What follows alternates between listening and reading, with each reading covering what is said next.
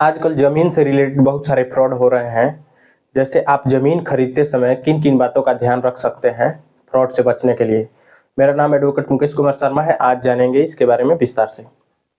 तो सबसे पहले जब जब आप ज़मीन खरीदने जाते हैं, तो सबसे पहले आप उसका मुआयना करते हैं, देखते हैं कि उस पे कोई जो है केस तो नहीं चल रहा है, या जिसने वो मतलब जो वह बेच रहा है तो क्या उसी के नाम से उसका ऑनरशिप है कि नहीं है।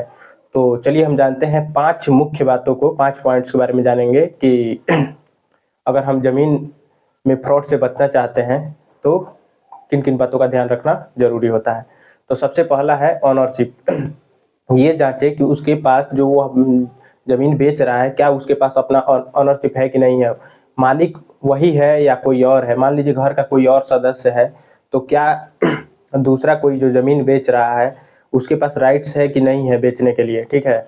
मतलब तो सबसे पहले हम क्या देखेंगे कि रजिस्ट्री, उसका रजिस्ट्री देखेंगे, ठीक है, खतौनी देखेंगे, सेल डीड देखेंगे, ठीक है। कि क्या उसके नाम से है या नहीं है। उसके बाद से म्यूटेशन देखेंगे, दाखिल खारिज जिसको बोला जाता है, कि क्या दाखिल खारिज उसका हुआ है कि नहीं। बहुत बार हम लोग रजिस्ट्री या सेल डीड देख लेते हैं, लेकिन दाखिल खारिज नहीं देखते हैं। अगर दाखिल खारिज उसके पास नहीं है, मतलब उसके नाम से नहीं है, तो वो लीगल राइट उसके पास नहीं है बेचने का ज़मीन, ठीक है। और वो बेचता है तो वो फंस सकता है, ठीक है। आप भी फंस सकते हैं, ठीक है।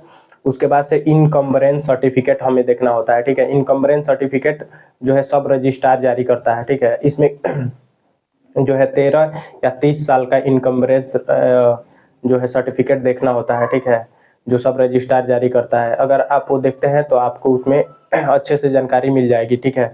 जैसे मान लीजिए खतौनी आप देखते हैं तो उसमें पता चलता है कि उसके पूर्वज कौन है, ठीक है, उसके पास राइट है कि नहीं है बेचने का। या 7/12 एक्सट्रैक्ट भी आप देख सकते हैं, जो महाराष्ट्र या गुजरात या और भी बहुत सारे राज्यों में जो है जारी किया जाता है, ठीक है। उसमें ये राजस्व विभाग द्वारा जारी किया जाता है। उसमें जो है सर्वे नंबर, मालिक का नाम, ठीक है, भूमि का प्रकार, ये सब उसमें लिखा होता है, ठीक है। तो आप 7/12 भी देख सकते हैं, ठीक है।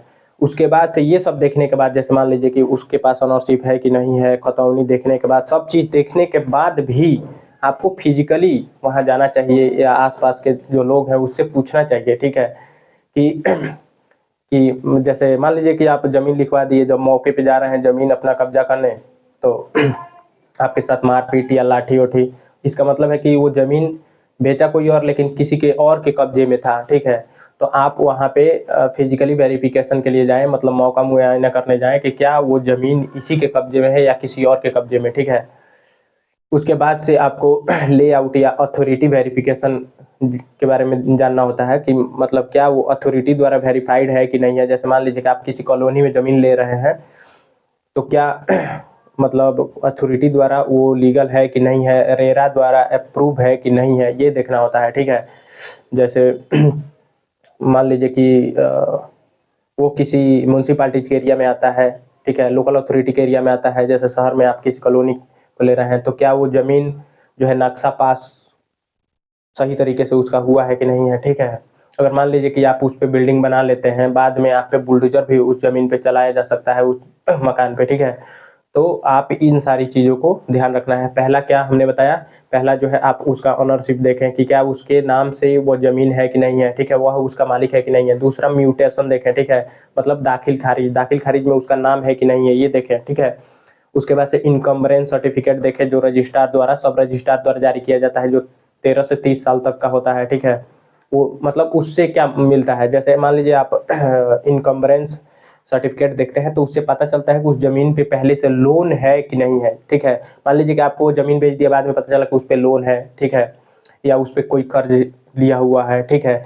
तो इनकम्बरेंस सर्टिफिकेट से इससे पता चलता है कि उस पे कोई कर्ज है या नहीं है, ठीक है। उसके बाद से आप चौथे नंबर में उसको फिजिकली वेरीफाई करने जाएंगे, ठीक है, कि क्या वो जमीन पे किसी और का कब्जा तो नहीं है, ठीक है। उसके बाद से लेआउट या अथॉरिटी द्वारा क्या वो वेरीफाइड है या नहीं है, रेरा द्वारा वो अप्रूव्ड है कि नहीं है। या जैसे आप किसी म्यूनसिपालिटी एरिया, किसी सिटी में ले रहे हैं, किसी कॉलोनी में ले रहे हैं ज़मीन, तो वो रेरा द्वारा अप्रूव है कि नहीं है, ठीक है। मान लीजिए कि अप्रूव ही नहीं है, ठीक है, वो इलीगल है, या उसका नक्शा ही गलत पास हुआ था, या जो भी हो, ठीक है। या वो वैसे एरिया में वो वैसे जगह पे वो ज़मीन है जिस पे मकान बनाना वैलिड ही नहीं है या जो भी हो, ठीक है, वो अप्रूव नहीं है रेरा द्वारा, और आप उस ज़मीन को ले लेते हैं, बाद में उसमें मकान बना लेते हैं और बुलडोजर चलता है, तो फिर आपको दिक्कत हो सकती है, ठीक है। तो इन सारी चीज़ों को ध्यान रखें। अगर और भी आपके पास कोई भी क्वेश्चन हो, क्वायरी हो, तो आप कमेंट बॉक्स में ज़रूर बताएं। मेरा नाम एडवोकेट मुकेश कुमार शर्मा है। Thanks for watching. मिलते हैं नेक्स्ट वीडियो में।